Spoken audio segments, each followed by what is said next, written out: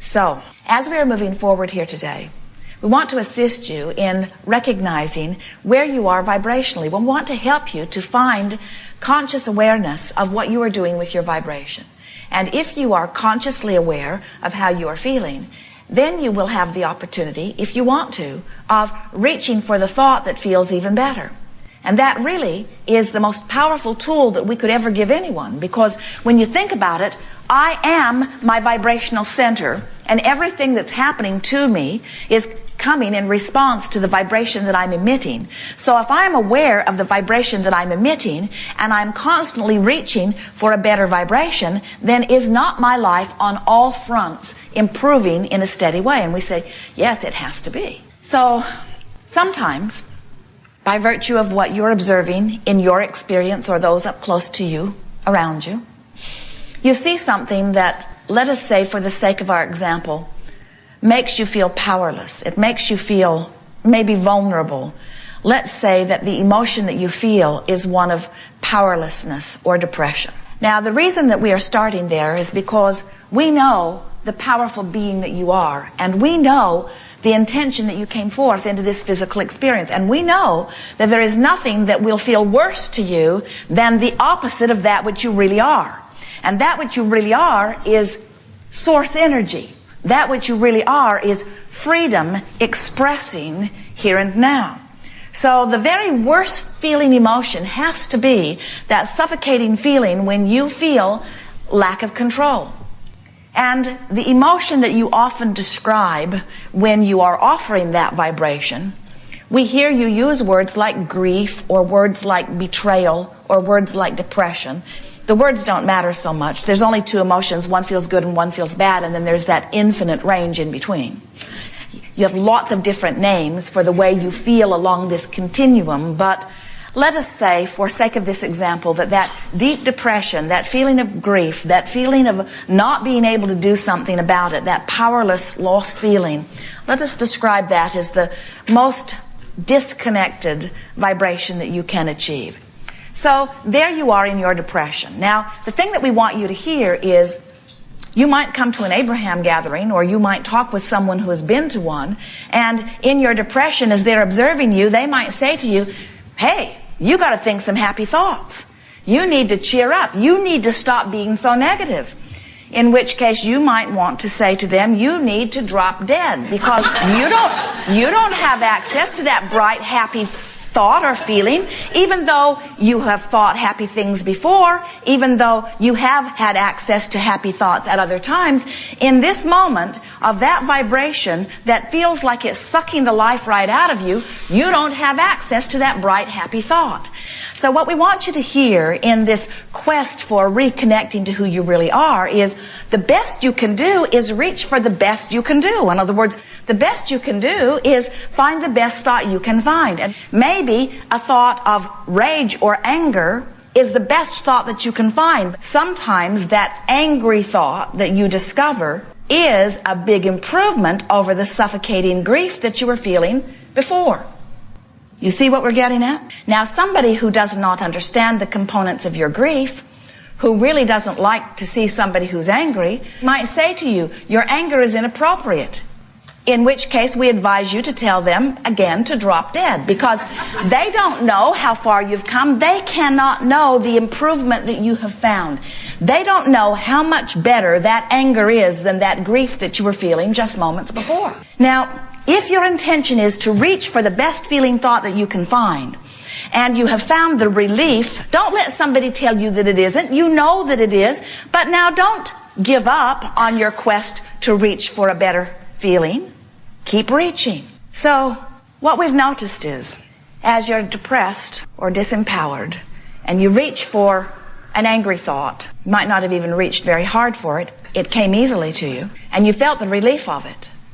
If you can stop in that relief and say, this is an improvement, I have deliberately made improvement, now you'll stabilize in that different vibration, and now you have access to an even less angry thought. So now if you reach for an even less angry thought, you'll feel the relief of that less angry thought. And as you stabilize there and continue your mantra of, I'm going to continue to make the best of where I am, I'm going to continue to reach for the best feeling thought, you might find an outrageously frustrating thought, which is relief from that angry thought. And as you stabilize, as you take the time to stop and pat yourself on the back and say, I am feeling better, I'm feeling better. I feel so much better than the depression that I had 2 days ago. And I feel even better than the anger that I wallowed around in all day yesterday. And this feeling of frustration is a big improvement over where I've been. Now you continue your steady progress until from frustration you can go to mild aggravation. And from mild aggravation you can go to a sensation of slight hopefulness. And from slight hopefulness you can go to a vibration of, well, maybe it could possibly be. And from that vibration you could go to a feeling of maybe expecting or maybe even recognizing how many good things are happening for you, into a feeling of belief that it really is going to get better, into a feeling of knowing that you are in charge of your life experience. And that's a long way from that suffocating grief that you were in only 2 or 3 days ago. But the point that we're making to you is you cannot be guided from the outside in. Some bright-eyed, bushy-tailed, lollipop, sunshine and roses Abraham person cannot know how far you've come because they weren't there with you vibrationally. They were on the outside of your vibrational meter, and while they mean well, they don't know. Didn't that feel good? Sometimes, friends, in this wildly exaggerated, contrastive, comparative, co-creative experience in which you are all focused, there are things that are happening around you that you do not want to happen. People you love die. People starve in parts of the world. Your dear cat gets run over. All kinds of things that you would not choose if you felt you had every choice to make happen around you within your view of seeing them. And you cannot put your head in the sand. You cannot isolate yourself to some place where you are unaware. You want to be in the world. You want to use it as the creative platform. And so in order to survive in joy, you've got to find a way to be in charge of how you feel. You've got to show yourself that even with all of this happening, that you can focus in a way that makes you feel terrible, or you can focus in a way that makes you feel less terrible. And if you focus in a way that makes you feel less terrible, then you can focus in a way that makes you feel less terrible. And if you can focus in a way that makes you feel less terrible, you can focus in a way that makes you feel less terrible. Until before you know it, you don't feel so terrible. You even start to feel a little good. You even start to feel often good, really good, exaltedly good, irrationally good by the standards of those who are around you. You can train yourself into a vibration of such perfection that law of attraction will match you up only with those things that are a vibrational match to who you are. But you got to start somewhere. And most importantly, you must stop beating up on yourself for wherever you are, because wherever you are is just fine. It's only a temporary place and you can move from it. You've got to stop saying what I'm doing is inappropriate. You've got to stop beating up on yourself and feeling embarrassment about not having enough money, or about being too fat, or about not being able to control your bodily functions. You've got to stop beating up on yourself about where you are and start appreciating what is going well about where you are. If your new mantra is, I'm going to start beating the drum that feels better. I'm going to start making the best of things, making the best of things, making the best of things. Sometimes you make the worst of things, and you do it on purpose. And do you know why you do it? You make the worst of it because you don't like where you are, and you're complaining about where you are, and other people are seeing you where you are, and you think that you should explain how you got to where you are. So you keep making an exaggerated worst of things in order to explain why you're not in a better place.